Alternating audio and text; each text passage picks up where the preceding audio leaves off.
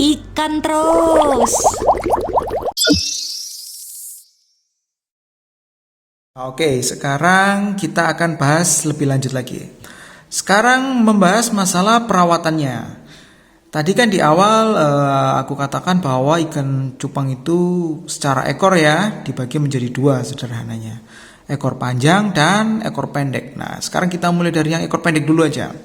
Ekor pendek itu seperti plakat tadi ya, yang sudah ditunjukkan seperti ini. Plakat ini. Nah, perawatannya sangat mudah. Pokoknya teman-teman cukup kasih makan rutin, sehari sekali boleh, sehari 2 kali boleh. Tergantung kesibukan teman-teman ya. Kalau teman-teman sangat sibuk ya sehari sekali lah minimal gitu. Terutama di pagi hari. Nah, untuk perawatan ekor pendek ini itu cukup ganti air secara berkala ya, seminggu 2 kali seperti itu. Dan gunakan campuran-campuran seperti garam ikan. Tunggu teman-teman. Garam ikan tuh seperti ini teman-teman. Tuh garam ikan ini cukup sedikit saja 0,1% ya dari total jumlah air. Kemudian teman-teman bisa tambahkan daun ketapang. Nah, teman-teman bisa tambahkan daun ketapang seperti ini, daun ketapang kering secara alami ya. Atau jika memang tidak ada daun ketapang ya, karena daun ketapang ini kan memang maksudku pohon ketapang ini kan memang nggak semua tempat ada ya. Itu teman-teman bisa beli di toko ikan cupang biasanya dia menyediakan daun ketapang kering, dibungkusin gitu, dia sudah dibungkusin. Kalau di sini sih harganya 5.000 ya. Cuman kan aku nggak pernah beli teman-teman, ini aku ngambil sendiri dari kebunku. Kebetulan aku punya pohon ketapang, jadi sangat berlimpah. Nah, tetapi dalam beberapa kasus, contohnya musim hujan seperti saat ini ya teman-teman, aku tidak mengambilin daun ketapang ini karena becek. Sebenarnya aku punya stok ini banyak banget teman-teman, banyak banget. Karena aku olah dulu. Jadi sudah nggak ngambilin lagi. Tapi kalau teman-teman yang seperti tadi ya, nggak ada daun ketapang, nggak ada pohon ketapang, atau pokoknya nggak ada yang alami, teman-teman bisa beli yang ekstrak botolan. Jadi dia berupa cairan gitu.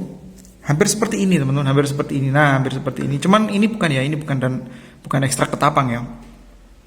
Ini harganya di sini cukup murah, cuman 10.000. Ini itu sangat praktis ya. Jadi dia tinggal dituang aja.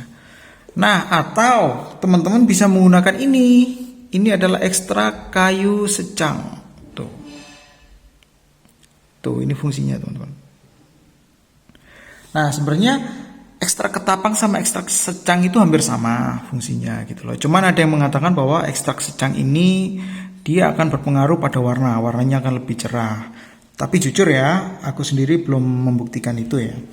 Gitu. Nah, selanjutnya adalah obat biru. Tuh teman-teman, obat biru tuh seperti ini. Gunanya apa? Hampir sama dengan ketapang.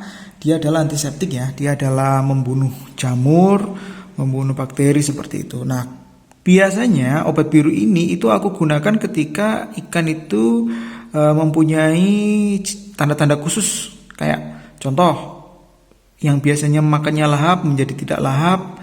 Nah, aku kasih obat ini. Ya kan? Biasanya karena ciri-ciri ikan seperti itu biasanya karena ikan itu tuh terserang jamur gitu atau bakteri gitu loh.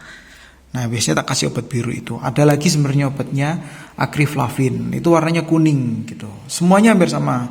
Cuman kalau akriflavin ini dia lebih ke menyembuhkan luka gitu. Biasanya luka-luka habis berantem atau apa gitu kan.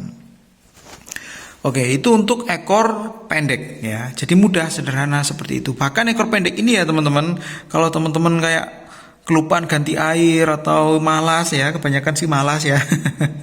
Itu mereka tetap bertahan teman-teman. Mereka nggak ada yang rusak dari segi badan ya, dari segi sirip dan sebagainya nggak rusak. Kecuali ini teman-teman, kecuali dumboir. Dumboir ini dia rusak teman-teman kalau airnya nggak di ini ya, kalau telat ganti ya, karena memang siripnya lebar itu. Sekarang membahas tentang perawatan ikan half moon atau ekor panjang yang seperti ini. Nah, untuk perawatan sendiri ekor panjang ini agak ribet ya teman-teman, agak susah ya. Teman-teman harus benar-benar rajin ganti air, jangan sampai telat. Karena jika kualitas air teman-teman itu buruk, maksudnya di sini adalah telat ya, telat ganti air ya, itu akan menyebabkan sirip ikan ini itu membusuk teman-teman.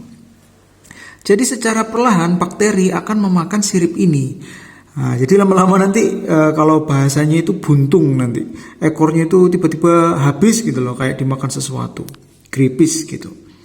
Nah bisa juga karena soliter yang kecil ya, itu ikan half moon teman-teman, ekor panjang ini itu akan menggigit ekornya sendiri.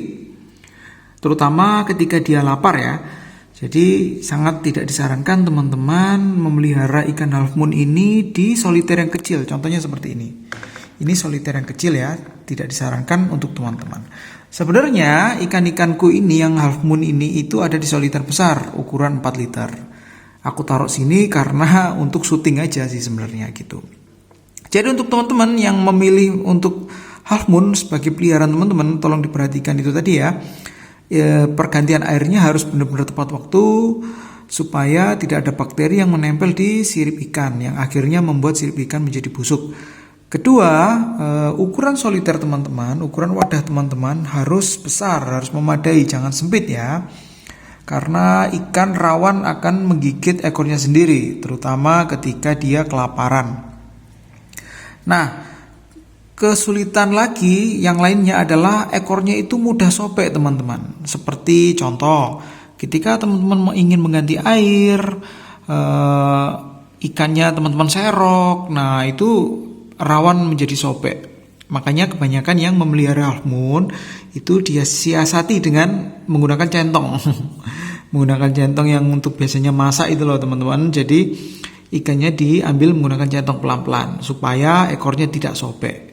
Gitu. Nah, kesusahan lainnya adalah half moon ini itu kan gini loh teman-teman, nggak semua air itu cocok untuk ikan cupang. Nah, untuk half moon ini kalau airnya itu tidak cocok, pH-nya atau tingkat keasamannya itu membuat ikan ini menjadi kuncup teman-teman, membuat ikan ini performanya jelek. Istilahnya itu dia bentangan siripnya itu tidak bagus gitu loh teman-teman, jadi kuncup, jadi gimana ya, kayak lemes, kayak lunglai gitu ikannya, seperti itu teman-teman. Itulah susahnya atau rumitnya merawat half moon gitu loh, tapi memang penampilannya sangat cantik sih gitu. Nah sekarang kita bahas yang serit, yang long fin tapi serit. Nah untuk serit sendiri itu lebih ribet lagi. Karena untuk menjaga tulang-tulangnya supaya tetap prima itu susah teman-teman. Ya, terutama dari pakan ya. Untuk pakan ini baiknya dikasih jentik nyamuk. Jarang sekali tuh ada yang jual jentik nyamuk. Kita harus cari. Nah, itu repot sekali ya teman-teman. Itu untuk performa maksimal. Tapi kalau untuk sekedar hobi untuk memelihara kayak aku nih ya teman-teman, ya udahlah kasih pelet aja. Tuh peletnya. Gitu. Sebenarnya serit aku punya banyak banget teman-teman, karena ikan cupang jenis serit adalah ikan jenis favoritku, yang sangat-sangat favorit itu serit. Gitu. Itu perawatannya gitu teman-teman. Atau teman-teman bisa menggunakan ini untuk tulang-tulangnya itu, kalsium tonik ini. Sebenarnya ini kalsium ini itu digunakan untuk merawat ikan fighter tuh. Ikan fighter tuh seperti ini teman gambarnya. Nah, ini ikan fighter. Nah, diberikan ini karena ini itu kalsium tonik ini itu dia berfungsi untuk kekuatan tulang. Namanya juga kalsium ya, gitu loh. Nah, itu bisa digunakan pada serit. Gitu, teman-teman. Kita sekarang bahas yang terakhir nih, betina, ikan cupang betina. Ikan cupang betina ini itu biasanya favoritnya cewek-cewek nih. Kebanyakan yang aku tahu ya, cewek-cewek itu suka banget melihara ikan yang sama ceweknya, sama betina gitu. Nah, ikan cupang betina ini secara perawatan hampir sama ya, baik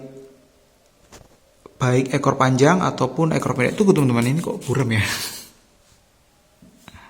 Nah, untuk perawatannya hampir sama, cuman yang membedakan adalah ikan betina ini itu makannya lebih banyak.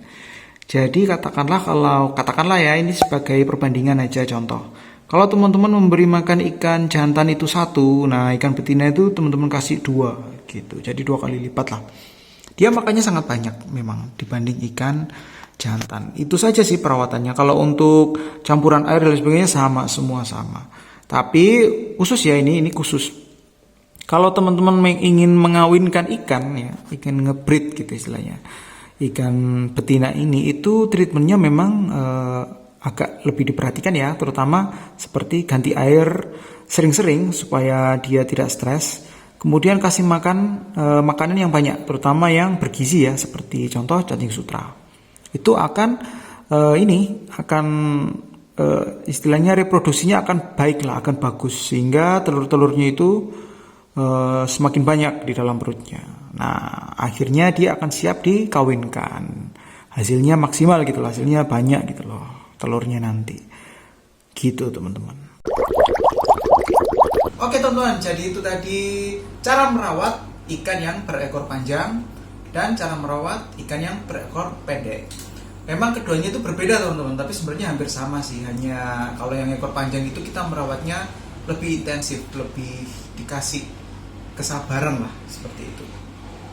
Oke, jika teman-teman merasa video ini bermanfaat, teman-teman bisa share. Jangan lupa juga tombol like-nya. Untuk pengunjung baru, silakan tekan subscribe. Jangan lupa lonceng. Bye-bye.